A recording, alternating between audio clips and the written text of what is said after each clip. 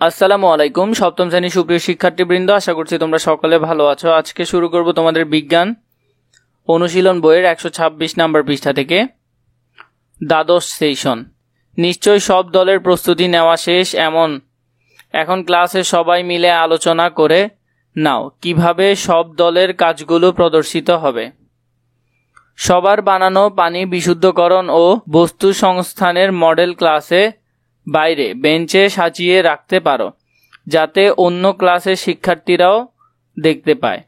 আর নদী বাঁচাও শিরোনামে বিভিন্ন দল যা যা পরিকল্পনা করেছে সেগুলো কিভাবে অন্যদের দেখার ব্যবস্থা করা যেতে পারে তা শিক্ষকের সঙ্গে আলোচনা করে ঠিক করে নাও। কোন দলের কাজ সবচেয়ে ভালো লাগে, কেন? চলো, যে দলের কাজ সবচেয়ে ভালো লেগেছে তাদের জন্য শুভেচ্ছা। আমার এই দলের কাজ ভালো লেগেছে কারণ সুন্দর ছবি দিয়ে উপস্থাপনের জন্য। 2 নাম্বার দেখো, তোমাদের দলের পরিকল্পনা বাস্তবায়নে কোনো চ্যালেঞ্জের মুখে পড়েছ? পরিকল্পনায় কোনো কিছু পাল্টালে কি আরো ভালো হতে পারত?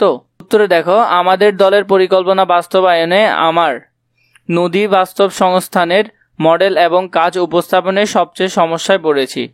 ভিডিও প্রজেক্টের সবকিছু উপস্থাপন করতে পারলেও তা আরো ভালো হতো। এরপরটি দেখো, কোন দলের কাছ থেকে এমন নতুন কিছু জানতে পেরেছো যা তোমাদের দলের চোখ এড়িয়ে গেছে? আমাদের একটি দল নদীর গল্প বলতে গিয়ে আশেপাশের মানুষের তৈরি স্থাপনা, গ্রাম ইত্যাদি বর্ণনায় এনেছে। এটি আমাদের দলের চোখ এড়িয়ে গেছে।